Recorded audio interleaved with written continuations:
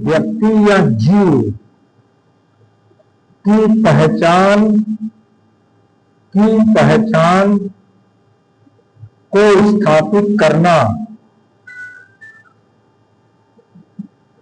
DNA profiling कहलाता है। इस कार्य में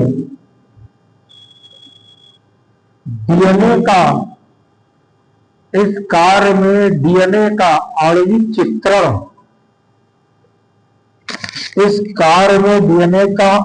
चित्रण किया जाता है।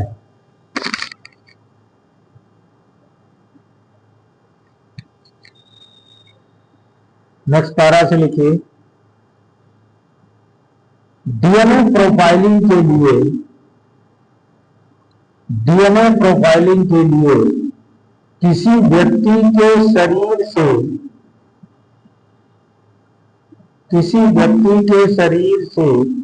डीएनए की प्राप्ति की जाती है, जो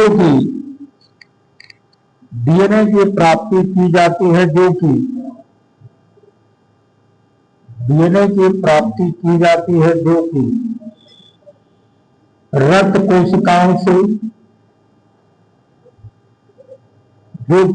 कोशिकाओं से या त्वचा कोशिका से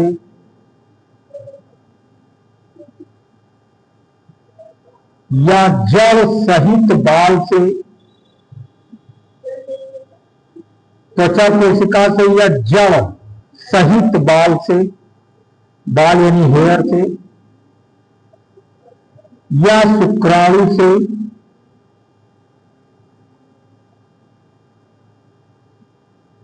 या शरीर की अन्य कोशिकाओं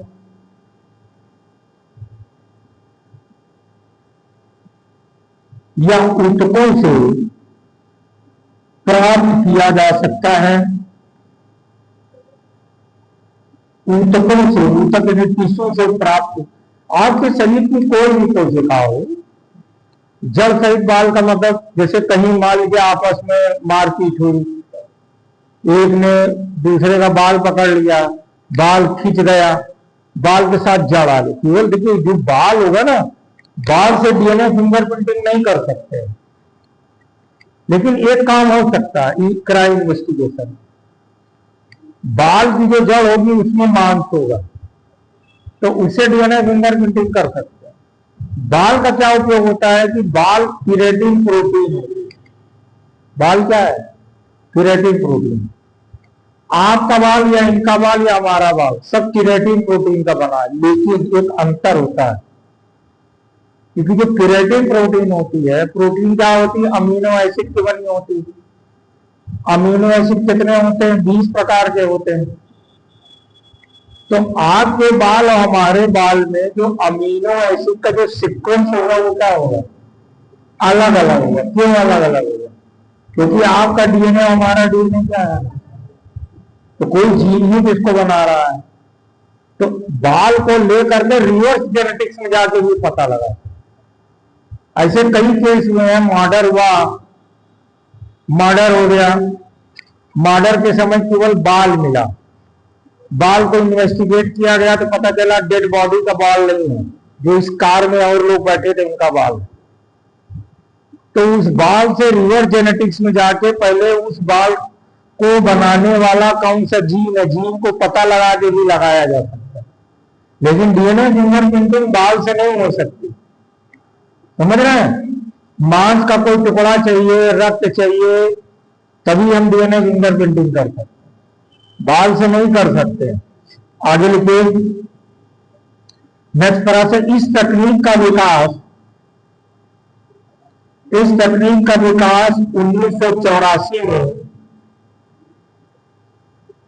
ब्रिटेन के वैज्ञानिक सर एलेक्स जेफरीज ने किया था।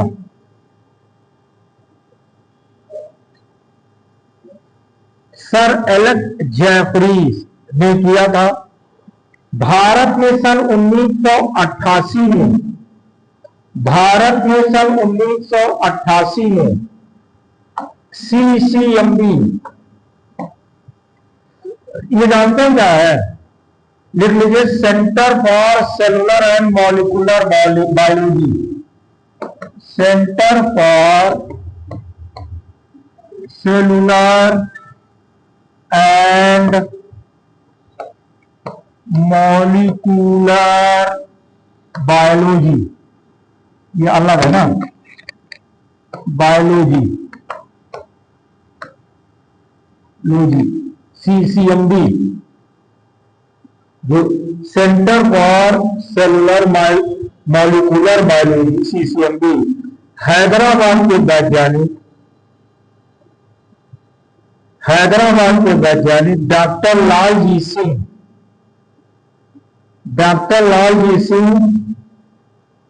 और डॉक्टर VK कश्यप द्वारा इसका विकास किया गया।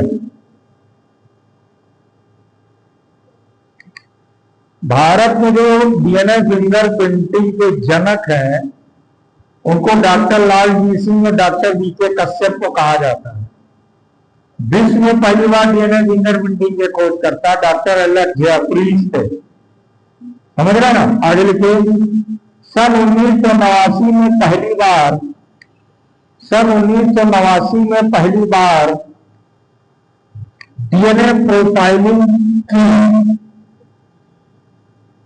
डीएनए प्रोफाइलिंग की भारतीय न्यायालय में साक्ष्य के रूप में प्रयोग किया गया।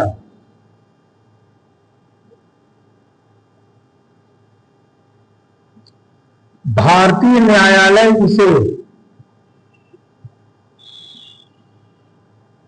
कानूनी साक्ष्य के रूप में मान्यता देता है।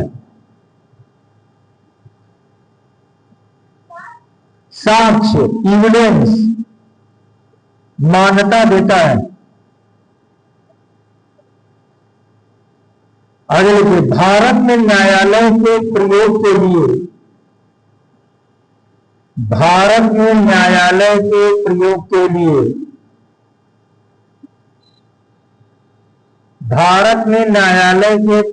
लिए और आपराधिक खोजबीन के लिए डीएनए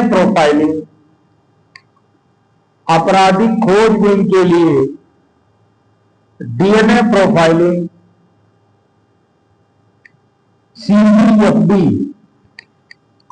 CDFD, पूरा नाम लिख लीजिए, CDFD, सेंटर फॉर डीएनए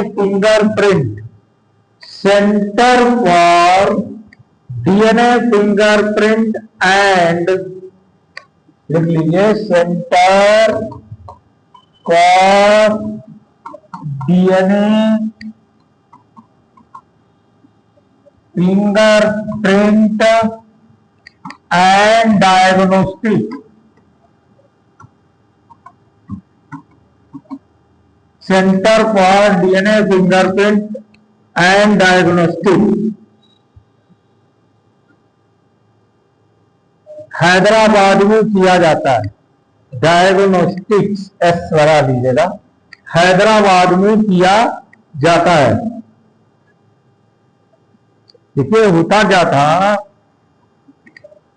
जब डीएनए फिंगरप्रिंट, देखिए भारत में बहुत बड़ी जो लेबोरेटरी होती थी, आज भी है, अब तो और कई प्रदेश में कई लेबोरेटरी ओपन हो गई। पहले यही लेबोरेटरी होती थी, CCMB हैदराबाद। इसी में ये आपका centre for DNA fingerprinting and diagnostic इसी के अंदर था।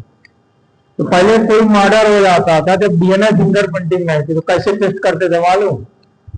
तब HLF टेस्ट होता था, HLF टेस्ट होता था, human lymphocyte HLA test, human lymphocyte antigen test होता है। अब कोई क्राइम सीन से ब्लड आप सैंपल इकट्ठा किए, फिर हैदराबाद ले गए। जैसे ही ब्लड शरीर से बाहर निकलता है ना, ब्लड में बहुत सारा चेंज होने लगता है। बहुत आप ब्लड को केमिकल में रखते, तो बहुत अच्छा इन्वेस्टिगेशन नहीं होता था। अब एचएलए टेस्ट के द्वारा ये पता चला कि जो ब्लड है वो, जो ब्लड क्राइम केस में मिला, वो जो 4 लोगों का लिया गया था, मान लो ए बी सी डी का लिया गया, बी से मैच कर रहा है। अब कोर्ट के आधार पर उसको सजा नहीं सुना सकता, क्योंकि इसकी प्रमाणिकता जो थी वो 97% थी। प्रमाणिकता कितनी है? 97, 100% नहीं है। अब 100% नहीं है तो कोर्ट सजा नहीं दे सकता। लेकिन डीएनए फिंगरप्रिंटिंग में प्रमाणिकता क्या है? 100% है। समझ रहे हैं? पहले, इसके पहले एचएलए टेस्ट होता था, ह्यूमन लिम्फोसाइट एंटीजन टेस्ट। ये टेस्ट आज भी होता है स्टेम सेल रखने पर, लेकिन ये टेस्ट करते थे। लेकिन टेस्ट के आधार पर लोग को छोड़ तो सकते थे आप। जैसे 4 लोग संदिग्ध है, टेस्ट इससे मिल रहा है तो बाकी लोगों को छोड़ देते हैं, छोड़ सकते हैं। लेकिन बी को सजा नहीं दे सकते ना, क्योंकि प्रमाणिकता 100% नहीं है। बात समझ रहे हैं? अब आगे लिखते हैं, डीएनए प्रोफाइलिंग की 2 प्रमुख विधियां हैं। डीएनए प्रोफाइलिंग की 2 प्रमुख विधियां हैं। देखिए, डीएनए प्रोफाइलिंग मतलब डीएनए फिंगरप्रिंटिंग, बात एक ही है ना। डीएनए प्रोफाइलिंग की 2 विधियां हैं। एक साउदर्न ब्लॉटिंग टेक्नोलॉजी है,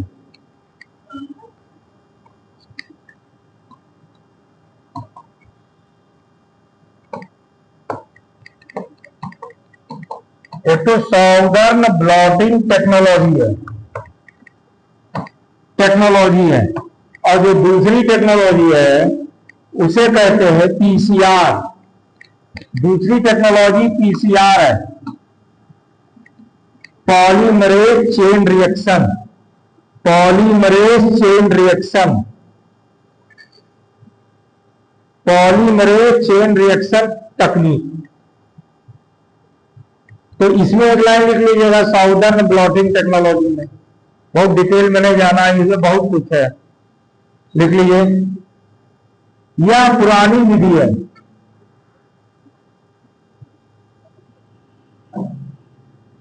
यह पुरानी विधि है। इसमें डीएनए की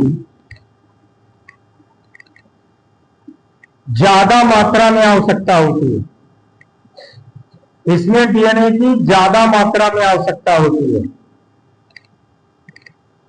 दूसरा है ये पीसीआर।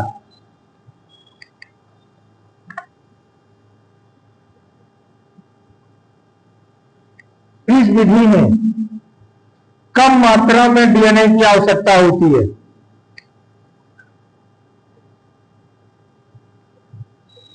कम मात्रा में डीएनए की आवश्यकता होती है। अब हेडिंग डाल लीजिए, डीएनए प्रोफाइलिंग के अनुप्रयोग। डीएनए प्रोफाइलिंग या डीएनए फिंगरप्रिंटिंग के अनुप्रयोग, इसके फायदे क्या क्या है?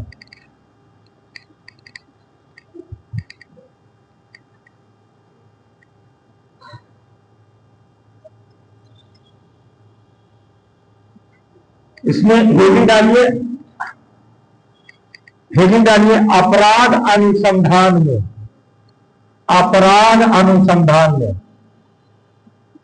अपराध अनुसंधान में। अब अपराध अनुसंधान में पॉइंट में लिखिएगा, नंबर 1 पॉइंट, संदिग्ध अपराधियों की पहचान में। संदिग्ध अपराधियों की पहचान में, शव की पहचान में, शवों की, शवों का मतलब डेड बॉडी की पहचान में, शवों की पहचान में, शवों की पहचान में। नेक्स्ट, मातृत्व एवं पितृत्व की पहचान में।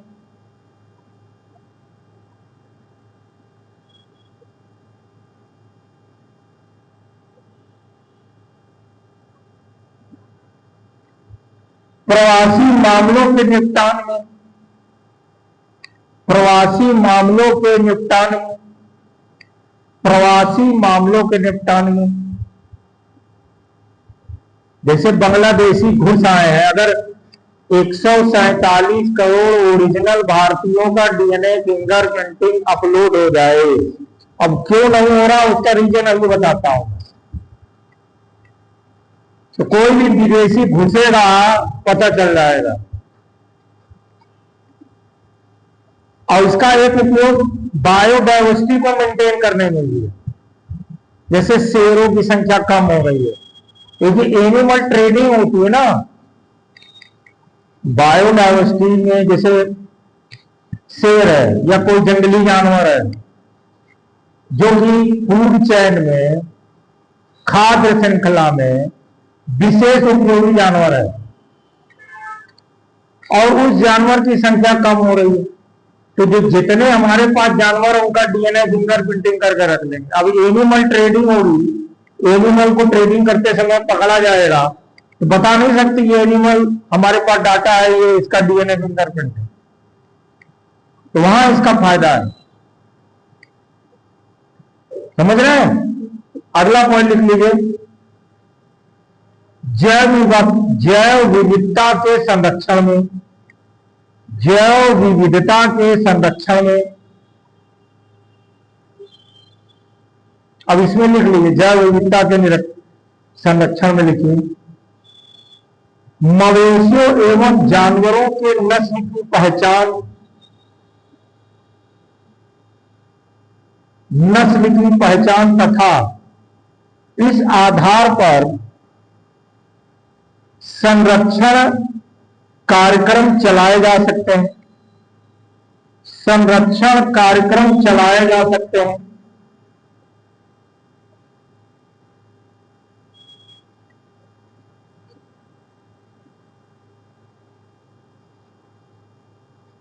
और कहां है नेक्स्ट, रक्षा अभिलेखों, रक्षा अभिलेखों में, रक्षा अभिलेखों में क्या है, जैसे आपके देश के सोल्जर हैं, सोल्जर का डीएनए फिंगरप्रिंटिंग आपने रख लिया, जितने भी सोल्जर है सबका डीएनए फिंगरप्रिंटिंग आपका डाटा है। युद्ध हुआ, युद्ध में सोल्जर का जो शरीर है वो छत विक्षत हो गया, तो उसके डेड बॉडी के टुकड़े का डीएनए फिंगरप्रिंटिंग करके बताया जा सकता है कि नहीं, तो रक्षा अभिलेखों में लिख लीजिए, सैनिकों, सैनिकों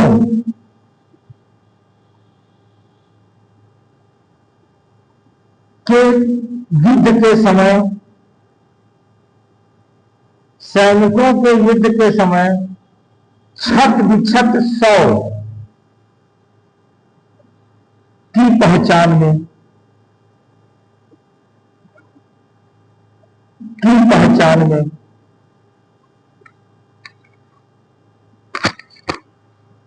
की पहचान में,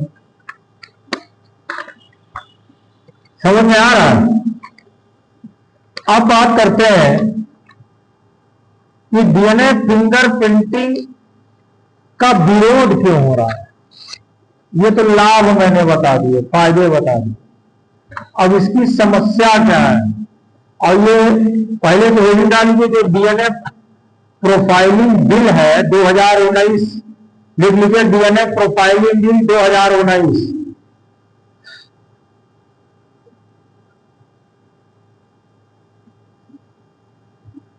क्योंकि यह बिल बार बार संसद में गया, यह बिल बार बार संसद में गया और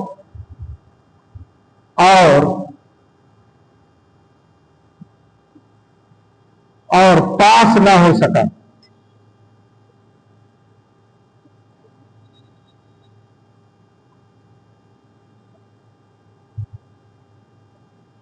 यदि ये बिल पास हो जाता तो 147 करोड़ लोगों का,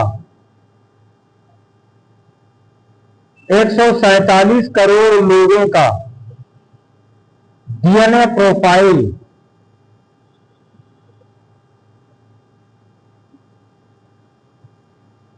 यानी उनकी पहचान, डीएनए प्रोफाइल अर्थात उनकी पहचान के आंकड़े हमारे पास उपस्थित होते।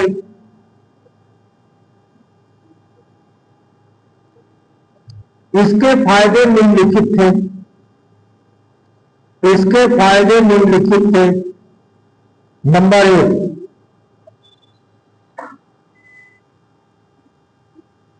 अब इसके फायदे देखिए। जैसे कोई व्यक्ति ट्रेन में जा रहा है और मान लीजिए एक्सीडेंट हो गया ट्रेन, और वो व्यक्ति WT था या जनरल वाला टिकट लिया था। अभी अगर आप रिजर्वेशन कराते हैं तो आप अपना डाटा देते हैं ना, तो कोई डाटा नहीं था। अब छत बिछत सब मिल रहा है, एक्सीडेंट हो गया तो डेड बॉडी को कैसे पहचाने? अब 147 करोड़ लोग थे का सबका डीएनए डाटा हमारे पास होता तो डेड बॉडी का डीएनए फिंगरप्रिंटिंग करके हम मैच कराएंगे ना। देखिए हमारे पास ये तो डीएनए बैंक नहीं है ना हमारे पास। कोई लाश मिल रही तो उसका डीएनए फिंगरप्रिंटिंग निकालेंगे, मैच किससे कराएंगे? लेकिन 147 करोड़ लोगों का डीएनए फिंगरप्रिंटिंग के आंकड़े हमारे पास होंगे तो जानते हैं क्या फायदा होगा? आपके शरीर की एक कोशिका ही आपका आधार कार्ड हो जाएगी। आपके शरीर की कोशिका आपकी क्या हो गई? आधार कार्ड हो गई।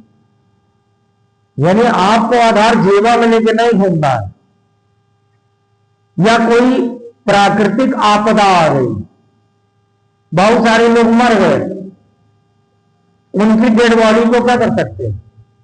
भाई हर साल लाखों डेड बॉडी मिलती है देश में जो गुमनाम होती है, तो उन लाशों का हम पता लगा करके संबंधित जो उनके रिश्तेदार उनको हम सौंप सकते हैं। ये इसके फायदे थे। फिर क्राइम रेट क्या हो जाता? कम हो जाता। किसी का रेप होता, मर्डर होता, वो भाग गया, उसका ब्लड सैंपल मिल गया, आपने डीएनए फिंगरप्रिंटिंग की, जैसे आपका आधार कार्ड नंबर डाले तो आपकी पहचान आ जाती है ना, तो उसका वो सैंपल डालेंगे तो वो पहचान आ जाएगी। तो क्राइम रेट क्या होगा? बहुत कम हो जाएगा। रेप के केसेस भी कम हो जाएंगे, क्योंकि सीने में महिला के शरीर से मिलेगा, उससे पता चल जाएगा ये किसका है। ये तो फायदे हैं। लड़के को बाप नहीं कहेगा साले भाग जाओ तो हमारे लड़के नहीं है। अगर डीएनए फिंगरप्रिंटिंग तकनीक ना होती तो कई सारे जो अवैध संबंध से जो बच्चे हुए हैं वो बैठे बैठे करोड़पति हो गए। कई नेतागण हैं जो इस तरीके का रहा है उनका कि उनके बहुत सारे बच्चे दहने बाएं वाले थे, तो दहने बाएं वाले बच्चे डीएनए फिंगरप्रिंटिंग का सहारा लेकर ही कोर्ट केस की। तो ये तो इसके फायदे हैं, लेकिन विरोध क्यों हो रहा है? तो पहले विरोध को समझ लीजिए। विरोध में सबसे पहला पॉइंट तो ये आता है, ये तो फायदे मैंने बता दिए, इसको आप चाहें तो अपने हिसाब से लिख लीजिएगा। और विरोध में सबसे बड़ा कारण है, आप जब पॉलिटी पढ़ते हैं तो उसमें पहली लाइन आती है राइट टू प्राइवेसी, निजता का अधिकार। तो डीएनए फिंगरप्रिंटिंग निजता के अधिकार का उल्लंघन, पहला पॉइंट तो ये है, निजता के अधिकार का उल्लंघन। यानी आपका डीएनए सैंपल, जब डीएनए फिंगरप्रिंटिंग होगी तो आपका डीएनए सैंपल एक डीएनए बैंक में जमा होगा, तो हमेशा आपका गला जो है एक तलवार से सटा रहेगा। समझ रहे हैं कैसे? अब वो डीएनए बैंक, क्योंकि डीएनए फिंगरप्रिंटिंग जो डीएनए प्रोफाइलिंग बिल में पहली बात ये आती है कि पहले डीएनए प्रोफाइलिंग बैंक होना चाहिए,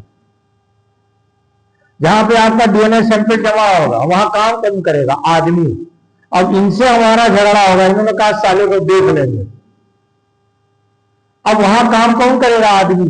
इन्होंने आदमी को सेट किया, वहां से डीएनए सैंपल कहीं क्राइम प्लेस पे सेट करवा दिया, पहुंचा दिया। अननेसेसरी हम क्या हुए, फंस गए।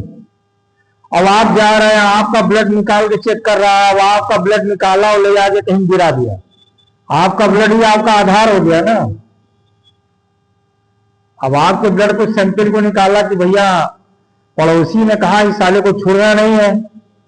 अब पड़ोसी ने, आप मान लीजिए आप डायबिटीज के पेशेंट हैं, तो आपके अक्सर आता है वो ब्लड ले जाने, घर में बुलाते हैं, वो ब्लड सैंपल निकाला, पड़ोसी ने सेट किया कि ब्लड सैंपल कुछ हमको दे देना। अब पैसा एक ऐसी चीज है, ऊपर वाला भी पैसे के पीछे भागता है। ऊपर वाले को तो जितने ऊपर लोग हैं वो पैसे के पीछे भागते हैं। अब उसने क्राइम सीन पर वो ब्लड पहुंचा दिया, अब आप क्या हो गए, फंस गए कि नहीं फंस गए। तो ये इसका दुरुपयोग हो सकता है। एक तो निजता के अधिकार का उल्लंघन, आपके बॉडी का एक सेल कोई पा गया तो उसका दुरुपयोग कर लिया, आपके ब्लड सैंपल को लेकर तो उसका दुरुपयोग कर सकता है कि नहीं कर सकता है। भाई हर आदमी को कोई ना कोई बीमारी होती है, अक्सर ब्लड चेक कराएगा। अब अगला आपके पीछे पीछे लगा है कि ब्लड सैंपल कहां निकलवा रहा, और जहां निकलवा रहा उसको दे दिया, तुमको 5,000 देंगे इसका ब्लड सैंपल का थोड़ा सा दे दो, उसने दे दिया। अब ब्लड सैंपल वो गिरा दिया ऐसी जगह पे, अपराध जहां हुआ है, अब ब्लड सैंपल मिला तो छानबीन हुई, उसका डीएनए फिंगरप्रिंटिंग आपसे मैच करके आप क्या हो गए, पकड़ गए। तो इसका ये दुरुपयोग हो सकता है, समझ रहे ना। तो इस कारण से जो है, जो डीएनए प्रोफाइलिंग बिल है वो कई बार संसद में गया और पास नहीं हुआ। तो लिख लीजिए, डीएनए प्रोफाइलिंग बिल के विरोध का आधार लिख लीजिए, हेडिंग डालिए। बाकी अपना डिटेल में देख लीजिएगा, क्योंकि मैं डिटेल में लिखा नहीं सकता हूं, इतना टाइम नहीं ना, इतना लेक्चर है। डीएनए प्रोफाइलिंग बिल के विरोध का आधार, नंबर 1, निजता के अधिकार का उल्लंघन है। नंबर 1, निजता के अधिकार का उल्लंघन है। नंबर 2, व्यक्ति के मानव अधिकार का हनन है।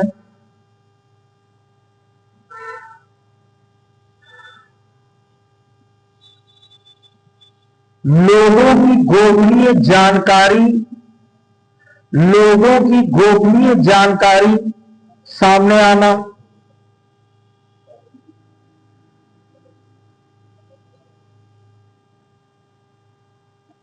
गोपनीय जानकारी का सामने आना। अब आपके परिवार में अनुवांशिक रोग है, आप नहीं चाहते हो कि किसी और को पता चले, तो आपके डीएनए सैंपल से आपने कौन अनुवांशिक रोग है ये भी पता कर सकते हैं। तो आपकी गोपनीय जानकारी क्या हो रही है, बाहर जा रही है। आगे लिखिए,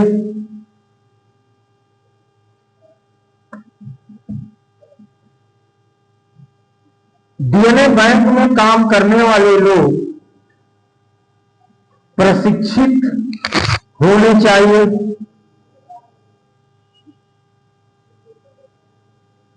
नेक्स्ट,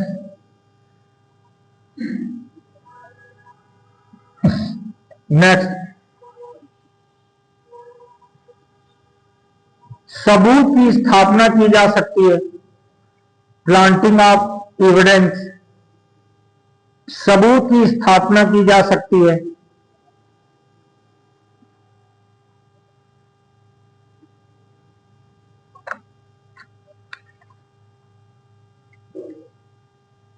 समझ रहे हैं।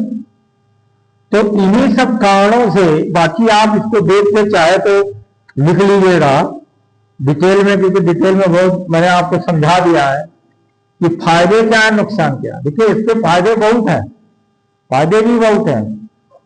अब इसका फायदा देखिए, जैसे पहले क्या होता था कि हॉस्पिटल में एक साथ बहुत सारे बच्चे पैदा हुए, गवर्नमेंट हॉस्पिटल है, अब बच्चे बदल भी सकते हैं और बदलते होंगे, और जो पैदा हुआ बच्चा सब एक जैसा देखने में लगता है, अलग नहीं लगता है ना। अब एक साथ कई बच्चे हुए, टैगिंग नहीं हुई थी, गलती से नर्स से बदल गया। अब होगा भी, कई सारे बच्चे, दूसरे घर के बच्चे, दूसरे घर के बच्चे घर में पल के बड़े हो गए होंगे, ऐसा हुआ होगा। लेकिन डीएनए फिंगरप्रिंटिंग की सहायता से क्या करते हैं, बायोलॉजिकल चाइल्ड का पता लगा सकते हैं। जैसे आईवीएफ तकनीक में आपको बताते हैं, एक केस आया है। एक केस में यह हुआ था, एक डॉक्टर था जो आईवीएफ आपको बताया है, आईवीएफ तकनीक से बच्चों को जन्म देता था। कई सारे दंपति जाते थे कि बच्चे नहीं हो रहे हैं, तो आईवीएफ तकनीक से बच्चों को वो जन्म देता था। सेरोगेसी होती थी और बच्चे मिल जाते थे। तो एक क्या हुआ कि एक पति पत्नी गए बच्चे के लिए, तो आईवीएफ से बच्चे को जन्म हुआ और वो इत्तेफाक से जुड़े हुए बच्चे पैदा हुए। वो हो सकते, मैंने आपको बताया, ट्विंस, आइडेंटिकल ट्विंस हुए। वो बच्चे बड़े होने लगे, तो बच्चों की मां ने नोटिस किया इस बच्चे का जो चेहरा है वो डॉक्टर से ज्यादा मिलता है, उसके हस्बैंड से या उससे नहीं मिल रहा। उसको शक हुआ तो उसने डीएनए फिंगरप्रिंटिंग कराई। तो अगर आपकी डीएनए फिंगरप्रिंटिंग होगी तो अगर आपके माता पिता से आपका डीएनए 50% मैच करता है, 50% पिता से मैच करेगा और 50% मां से मैच करता है। तो जब उन्होंने डीएनए फिंगरप्रिंटिंग कराई लेडी ने, तो 50% उससे मैच कर रहा था, लेकिन 50% उसके हस्बैंड से मैच ना कर रहा था। तो उसने कोर्ट से इजाजत मांगी, डॉक्टर का डीएनए फिंगरप्रिंटिंग हुआ, तो डॉक्टर से उस बच्चे का 50% मैच कर रहा। फिर और मामले जब देखे गए कि डॉक्टर ने जो भी आईवीएफ से बच्चों को, सभी बच्चों के साथ 50% उससे मैच कर रहा था, यानी हर बार उसने अपने स्पर्म का यूज किया। पति पत्नी दोनों का हुआ स्पर्म तो लिया, इस्तेमाल किसका किया, अपना। यानी आदमी आईवीएफ क्यों करवाता, आप एडॉप्ट कर लेंगे ना, दत्तक पुत्र आपका हो जाए। आदमी को बायोलॉजिकल चाइल्ड चाहिए ना। अब आप बायोलॉजिकल चाइल्ड नहीं देंगे तो प्रकार से क्या, आप पैसे भी ले रहे हैं, बायोलॉजिकल चाइल्ड भी नहीं दे रहे, इसका मतलब अपराध हो गया। तो इस तरीके का अब आप मान लीजिए कोई पति पत्नी है, वो चाहती है कि बच्चा आईवीएफ से बच्चा हो, उनको शक हो तो डीएनए फिंगरप्रिंटिंग करा करके आप केस ठोक सकते हैं कि बच्चा मेरा नहीं, आपने पैसा लेके बायोलॉजिकल चाइल्ड बनाया।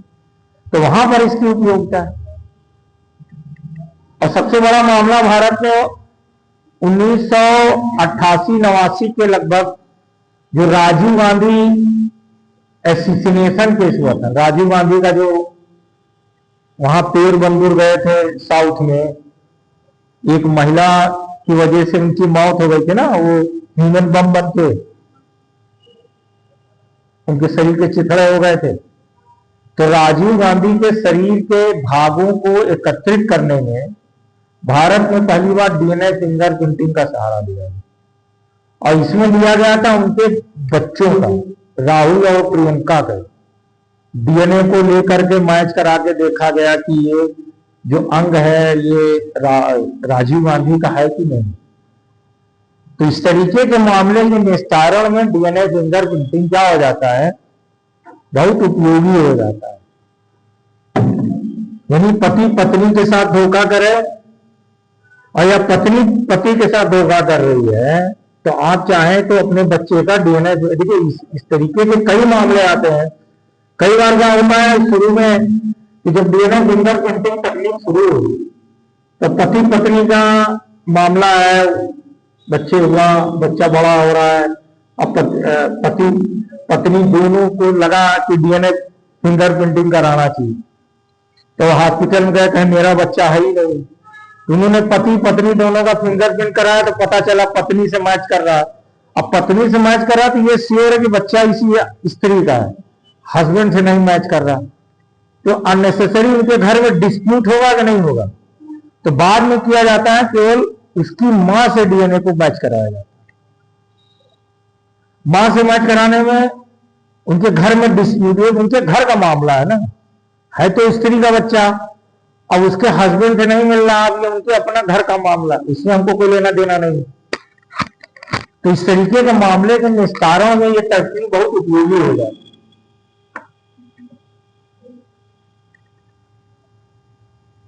ठीक है, चलिए अब अगला हेडिंग डालिए, वो है जीन थेरेपी। जीन थेरेपी,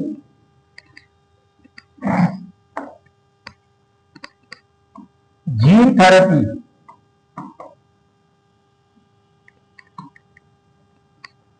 अरे अमित जी, उसमें जीन थेरेपी भी डाल लीजिएगा इन लोग क्लास में। जीन थेरेपी, अब ये जीन थेरेपी क्या होता है? क्रिस्पर Cas9 तकनीक आपको बता ही दिए थे हम।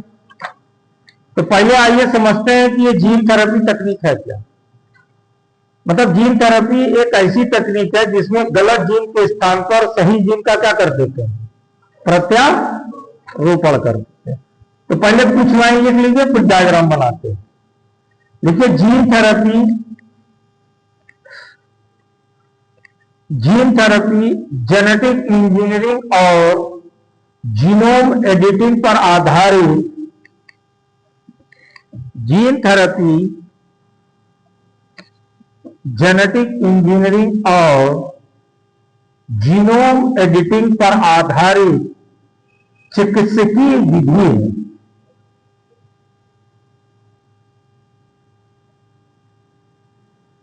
जिसके द्वारा आनुवांशिक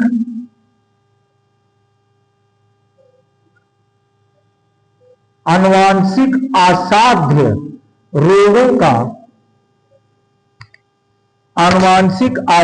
रोगों का उपचार किया जा सकता है।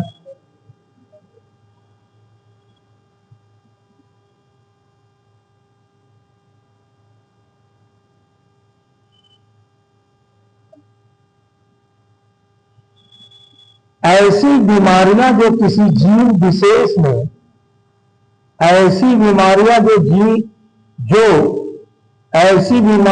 किसी जीन विशेष में आनुवांशिक त्रुटि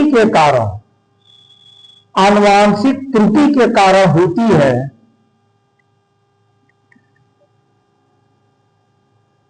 उनका उपचार जीन थेरेपी से किया जाता है।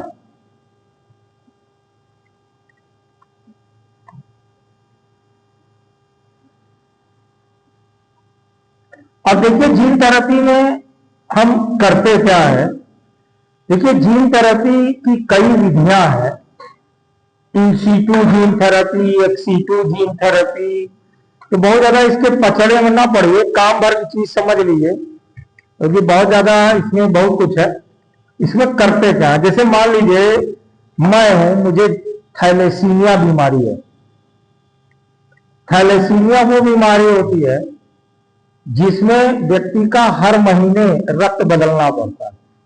थैलेसीमिया रक्त संबंधी बीमारी है। थैलेसीमिया मैंने आपको पढ़ाया है। थैलेसीमिया में क्या होता है, जो रक्त में आरबीसी होती है, रेड ब्लड सेल में क्या होता है, हीमोग्लोबिन होता है। हीमोग्लोबिन क्या है, श्वसन रंगा पदार्थ है, रेस्पिरेटरी पिगमेंट है। उसका जो आणविक संरचना होती है, आणविक संरचना, उसमें त्रुटि आ जाती है। उसका काम क्या होता है, हीमोग्लोबिन ऑक्सीजन को फेफड़े से पकड़ना और शरीर की कोशिकाओं तक पहुंचाना। अब उसका जब आणविक संरचना बदल गई तो ऑक्सीजन को पकड़ के नहीं पहुंचा पा रहा। और इसका कारण क्या है, कोई जीन में डिफेक्ट है। अब इन लोगों का इलाज जीन थेरेपी से कर सकते हैं। दो ऑप्शन है। देखिए, एक तरीका तो होता है जीन थेरेपी का, इस रोग के इलाज का। दूसरा तरीका होता है स्टेम सेल थेरेपी, जो पढ़ा चुका हूं। स्टेम सेल थेरेपी सस्ती तकनीक है, जीन थेरेपी अत्यंत महंगी तकनीक है। यही कारण है कि भारत में स्टेम सेल पर ज्यादा जोर दिया जा रहा है। जीन थेरेपी अत्यंत महंगी तकनीक होती है। और भारत में जीन थेरेपी पे क्यों नहीं जोर दिया जा रहा? क्योंकि इसका मिसयूज हो सकता है।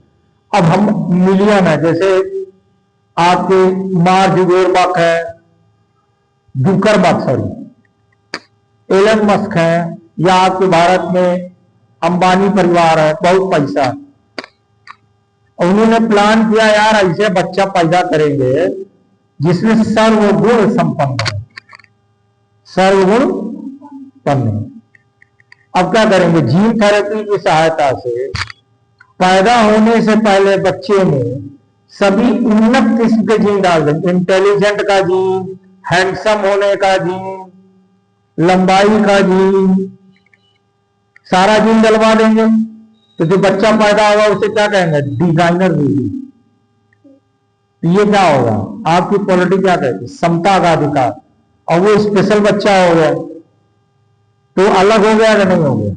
इसीलिए जीन थेरेपी करने के लिए केवल कुछ मामलों में जीन थेरेपी करने की इजाजत देता है आईसीएमआर। इसके लिए भी एक ग्रुप बना है जीन थेरेपी से। जीएम क्रॉप बनाएंगे तो आईसीएमआर से इजाजत लेनी पड़ती। वैसे ही अगर आपको जीन थेरेपी करना है तो जीन थेरेपी के लिए आपको इजाजत GTAEC से लेना पड़ेगा। GTAEC ये जब इजाजत देगा तभी आप जीन थेरेपी कर सकते हैं। समझ रहे हैं? अभी मैं इसको लिखा दूंगा। ये है gene therapy advisory and evaluation committee. Gene therapy advisory and evaluation committee बनी है। जैसे वहां क्या बना है? जेनेटिक इंजीनियरिंग अप्रूवल कमेटी है। वहां क्या कर रहे हो? पौधे का जीन निकाल के डाल रहे हो। यहां क्या कर रहे हो? यहां आप उस जीन को डाल रहे हो तो किस लिए डाल रहे हो? उसमें पूरा इजाजत दी गई है किन किन रोगों के लिए जीन का, जैसे थैलेसीमिया के लिए कर सकते हैं। यानी वर्तमान में रक्त संबंधी रोगों के लिए ही जीन थेरेपी कर सकते हैं। ये पैसा के माई पहाड़ चढ़े कहानी सुनो। पैसा बोलता है और कुछ नहीं बोलता, न इतिहास बोलता है, न भूगोल बोलता है, केवल इकोनॉमी बोलती है। पूरे वर्ल्ड में इकोनॉमी बोलती है। और सबके सामने आप देख रहे हैं युद्ध जो हो रहा है, इकोनॉमी के कारण हो रहा है ना। वहां तेल नजर आ रहा, और वो कहानी आज की नहीं, बहुत पुरानी है। जो यूएई है अरब, कुछ ऐसे द्वीप हैं जिस पर एक जमाने में गए 1905 जब ब्रिटिश बहुत ताकते थे, तो उन द्वीपों पर ब्रिटिश की वजह से यूएई का कब्जा था, इनका कब्जा था। और 1970-71 में जब ब्रिटिश सेना वहां से हटी है तो उस पर कब्जा कर लिया किसने? ईरान ने। इसीलिए यूएई और ईरान की पुरानी दुश्मनी है। और यूएई चाहता है कि ये बर्बाद हो, इसीलिए ट्रंप को बुलवा दिया। तो सारा खेल इकोनॉमी का होता है। वो क्यों इंपॉर्टेंट है? क्योंकि जो स्टेट ऑफ हार्मोज है जिस पर बात हो रही है उसके आसपास है। वो अगर आपके कब्जे में है तो स्टेट ऑफ हार्मोज भी आपके कब्जे में। और दूसरी बात, वो तेल का बहुत बढ़िया स्रोत है, क्रूड ऑयल वहां बहुत बढ़िया है। तो सारा खेल इकोनॉमी का होता है, समझ रहे ना? तो यहां पर भी यही चीज है। पैसा अगर है तो आप ऐसे बच्चों को तैयार करेंगे। तो अब आइए देखते हैं कि क्लोनिंग ये लोग कैसे करते हैं, जीन थेरेपी कैसे करते हैं। जैसे इसमें करेंगे क्या, सबसे पहले क्रिस्पर काज 9 तकनीक से हमने जीन ले लिया। ये जीन क्या किया? निकाल लिया। किससे निकाल लिया? व्यक्ति से, स्वस्थ व्यक्ति। निकाला किससे? स्वस्थ व्यक्ति से।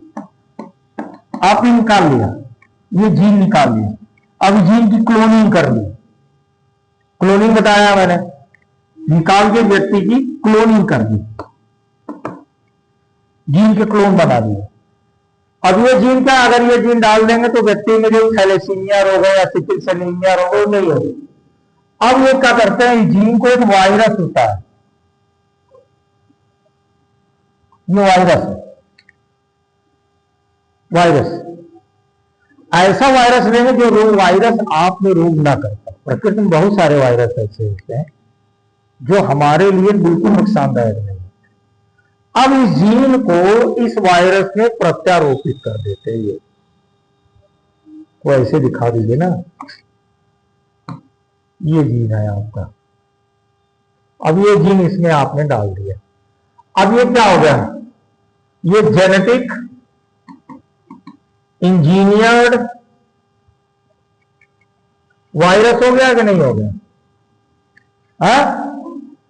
अब एक व्यक्ति है, ये व्यक्ति है जिससे आपने, ये व्यक्ति का हाथ है,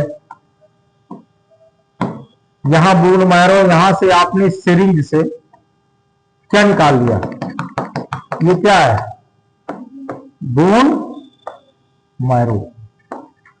किसे? रोगी व्यक्ति से उसका बोन मैरो निकाल लिया। अब ये बोन मैरो सेल को लेगा, ये बोन मैरो सेल है। ये क्या है? बोन मैरो सेल होगा तो न्यूक्लियस में ये क्या है? बोन मैरो सेल है। व्यक्ति का बोन मैरो सेल ले लिया। अब ये वायरस इसमें इंटर करा दिया। अब ये वायरस जब अंदर जाएगा तो क्या करेगा मालूम? ये जीन है। अब ये वायरस की टेंडेंसी ही ये होती है, क्या होती है टेंडेंसी इस वायरस की, कि अपने जीनोम को इसमें डाल देगा। किसमें डाल देगा?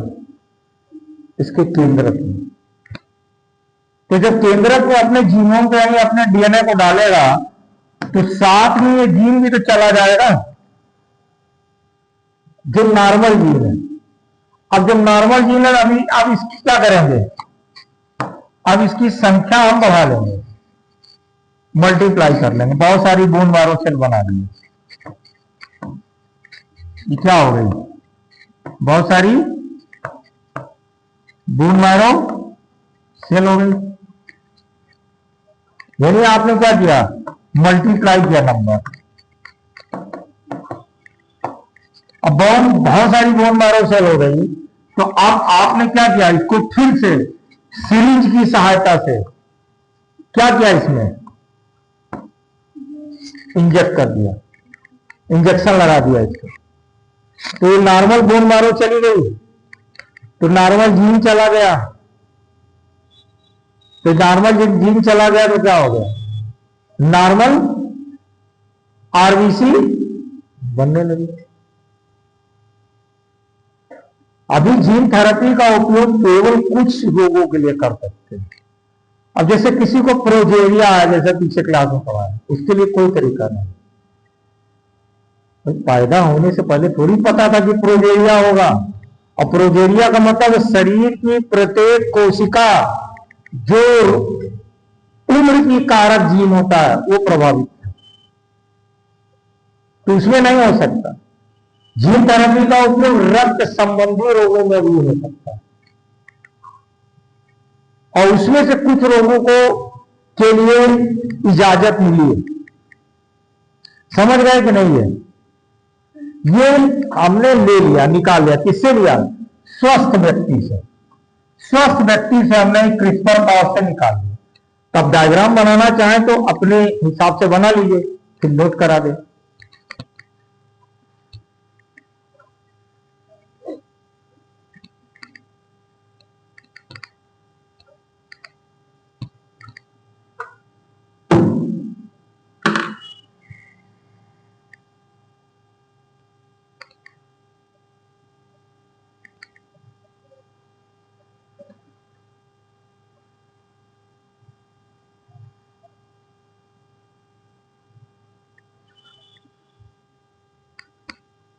समझ में आया बात की नहीं? अरे हम तुझे ढक्कन बनती है।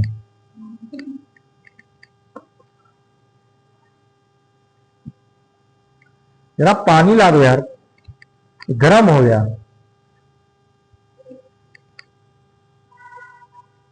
ये ढक्कन ले जाओ, फेंक के ले आ बेटा।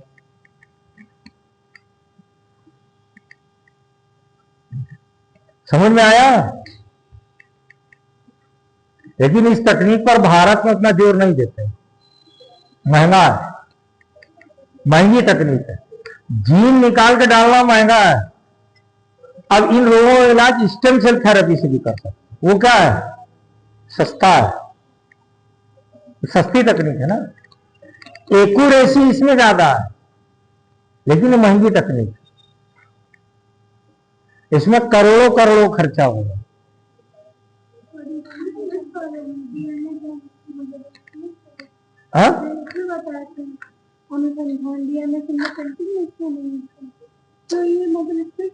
नहीं, डीएनए फिंगर प्रिंटिंग, देखिए डीएनए फिंगर प्रिंटिंग कोई इलाज की तकनीक थोड़ी ना है, वो तो क्राइम इन्वेस्टिगेशन की तकनीक है ना।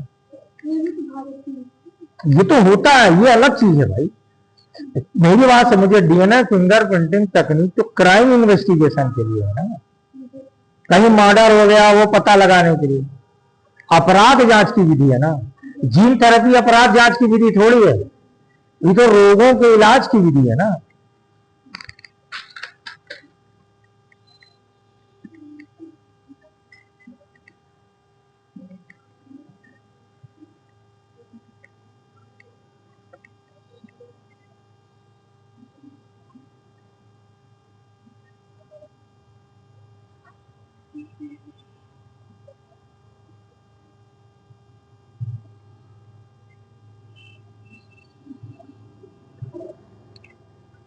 बना लीजिए तो फिर नोट करा दे।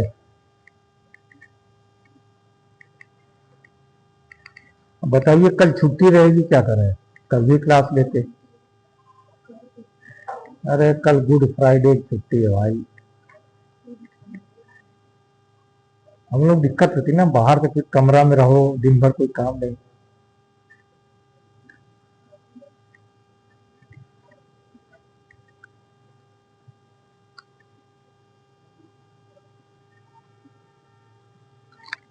बना लिए? चलिए लिखिए। जीन थेरेपी, ये तो लिखा दिया ना सर। हाँ लिखे, नीचे लिखे, डायग्राम बना लिए। अब नीचे लिखे जीन थेरेपी के चरण। जीन थेरेपी के चरण।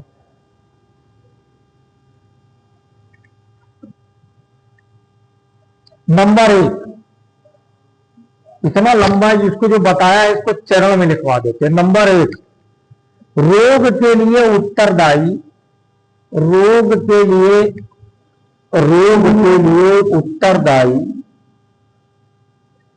त्रुटि पूर्ण जीन की पहचान करना। रोग के लिए उत्तरदायी त्रुटिपूर्ण जीन की पहचान करना। नंबर 2,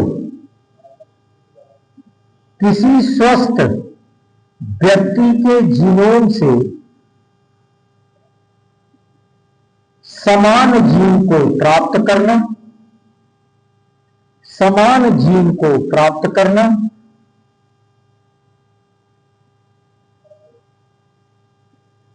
नेक्स्ट स्टेप में लिखिए,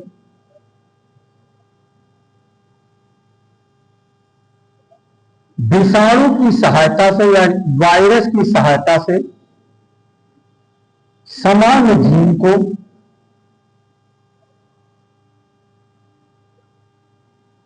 व्यक्ति के प्रभावित अंग की, व्यक्ति के प्रभावित अंग की कोशिकाओं में प्रत्यारोपित करना है, प्रत्यारोपित करना है। नेक्स्ट स्टेप आखिरी है, प्रत्यारोपण के बाद कोशिकाओं और अंगों को, कोशिकाओं और अंगों को उचित वातावरण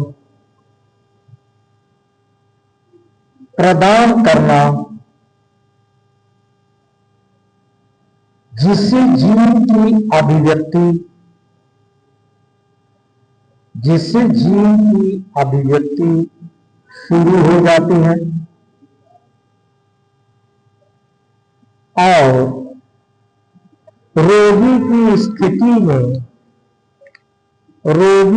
स्थिति में सुधार होने लगता है।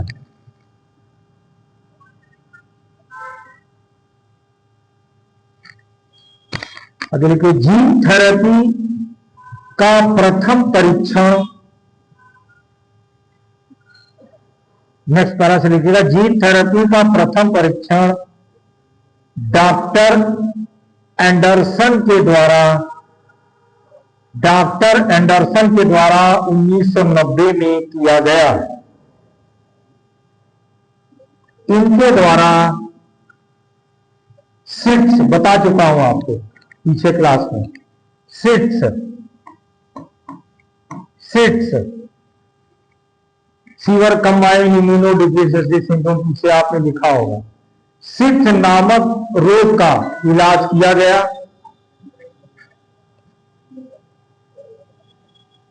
इस रोग को bubble baby syndrome, bubble baby syndrome,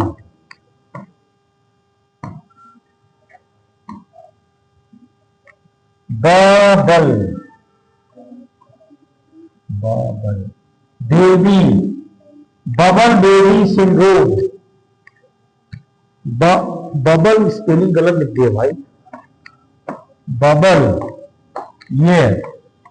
bubble baby syndrome भी कहते हैं, बबल बेबी सिंड्रोम भी कहते हैं। अब नीचे लिखिए, भारत में जीन थेरेपी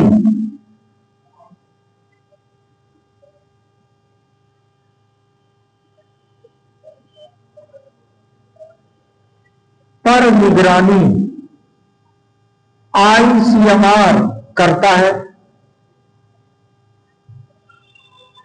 इस भारत में जीन थेरेपी पर निगरानी ICMR, Indian council of medical research करता है। इसके लिए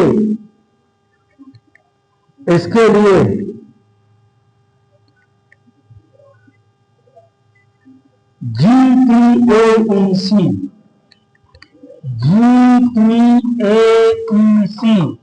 पूरा नाम लिख लीजिए, जीन थेरेपी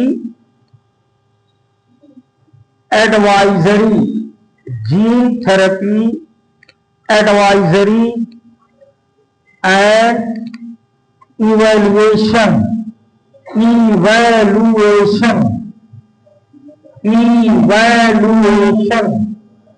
कमेटी, ब्रैकेट बंद कर दिए, कमेटी की स्थापना 2019 में की गई थी। यह समिति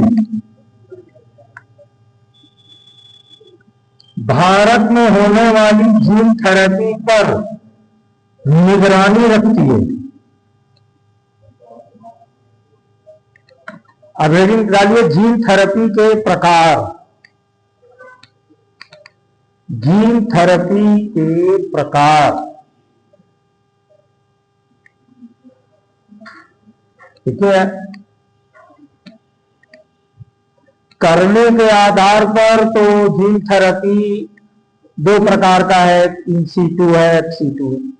लेकिन आपके एग्जाम के आधार पे देखें तो जीन थेरेपी दो प्रकार का होता है। एक तो होता है somatic cell gene therapy, somatic cell gene therapy,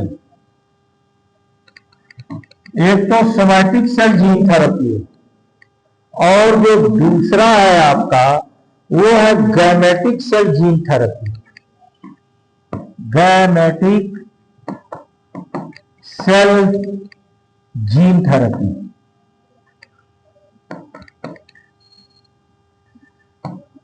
अब देखिए सोमैटिक सेल जीन थेरेपी क्या होता है। जैसे मैं हूं, मुझे थैलेसीमिया है, तो हमारी बोन मैरो सेल निकाल करके जैसा कि मैंने अभी चित्र बना के बताया, तो हमारी बोन मैरो सेल को निकाल करके गलत जीन के स्थान पर सही जीन प्रत्यारोपण कर दिया, तो हम ठीक हो गए। इसे हो गए somatic cell gene. Gametic cell gene therapy का मतलब अब हम तो ठीक हो गए। मुझी बात समझ, जैसे मुझे था थैलेसीमिया, अनुवांशिक बीमारी है, हमने सोमैटिक सेल जीन थेरेपी, हम ठीक हो गए। लेकिन हमसे जो बच्चे होंगे वो ठीक नहीं होंगे, क्योंकि हमारे सोमैटिक सेल में ही चेंज किया गया ना, हमारे शुक्राणु में चेंज नहीं किया गया। तो सोमैटिक सेल जीन थेरेपी में व्यक्ति ठीक हो जाएगा, लेकिन आने वाली पीढ़ी में ये रोग होगा। गैमेटिक सेल जीन थेरेपी में क्या होता है, सोमैटिक सेल जीन थेरेपी कर दिया हमने, और साथ में अगली पीढ़ी के बचत के लिए हमारे शुक्राणु में भी गलत जीन के स्थान पर सही जीन डाल दिया, तो हम भी बच गए और आने वाली पीढ़ी भी बच गई।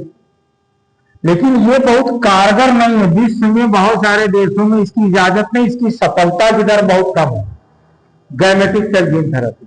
तो अमूमन गैमेटिक सेल जीन थेरेपी नहीं की जाती कौन सी? हाँ, तो लिख लीजिए सोमैटिक सेल जीन थेरेपी। समझ गए कि नहीं?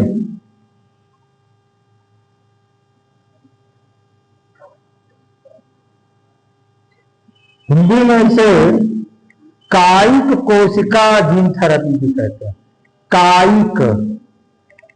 कायिक या दैहिक कायिक कोशिका जीन थेरेपी। और इसमें लिखिए, इसमें लिखिएगा, इसमें सिर्फ प्रभावित अंगों की कोशिकाओं में, इसमें केवल प्रभावित अंगों की कोशिकाओं में जीन प्रत्यारोपण किया जाता है।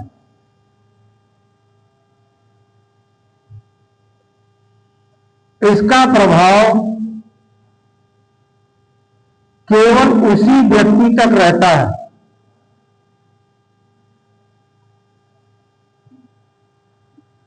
अगली पीढ़ी में यह चिकित्सकीय प्रभाव, अगली पीढ़ी में यह चिकित्सीय प्रभाव स्थानांतरित नहीं होता है।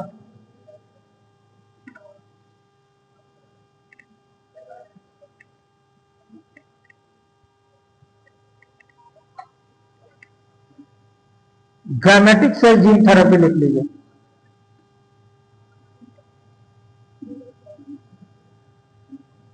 गैमेटिक सेल जीन थेरेपी लिखिए।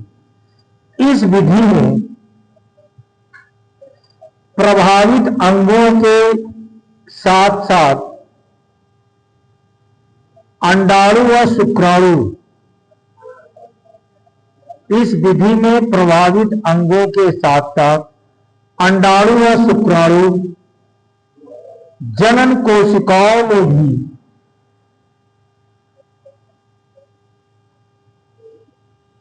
जीन प्रत्यारोपण होता है।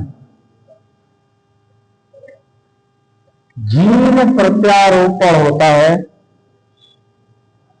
जिससे प्रभावित व्यक्ति के साथ साथ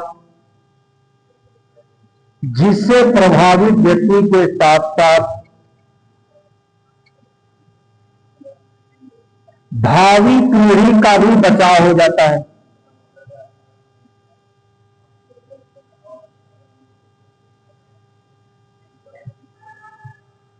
लेकिन यह अत्यंत विवादास्पद तकनीक है। यह अत्यंत विवादास्पद तकनीक है।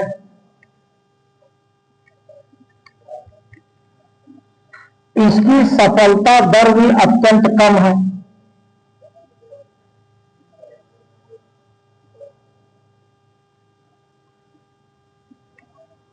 फलस्वरूप अधिकांश देशों में यह तकनीक प्रतिबंधित है।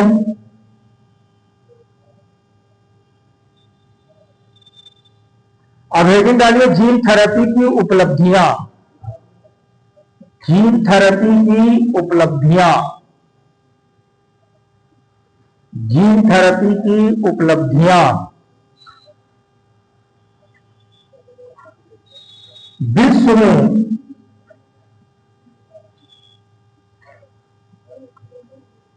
2025 तक लगभग 1500 से अधिक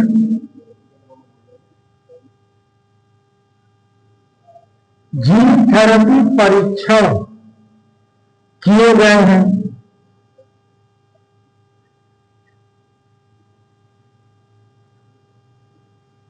तथा कई आनुवांशिक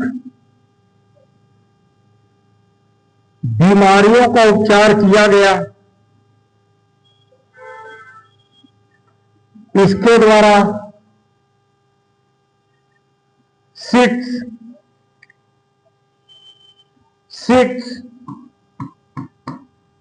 थैलेसीमिया,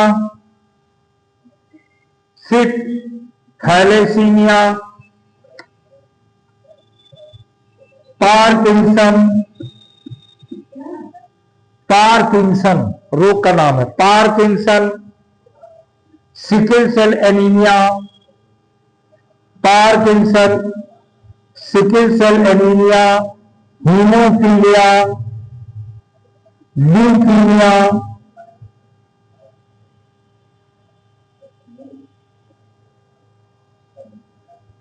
तथा कैंसर का सफल उपचार किया गया।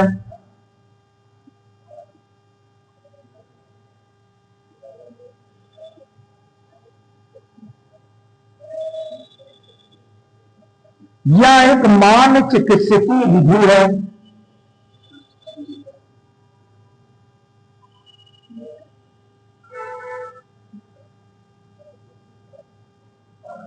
अब एक डालिए, भारत में जीन थेरेपी की स्थिति, भारत में जीन थेरेपी की जब भी कोई भी मेल में क्वेश्चन देगा तकनीक से संबंध में, अंत में एक लाइन जरूर लगाएगा कि भारत में इस रोग की क्या स्थिति या इस तकनीक की क्या विधि।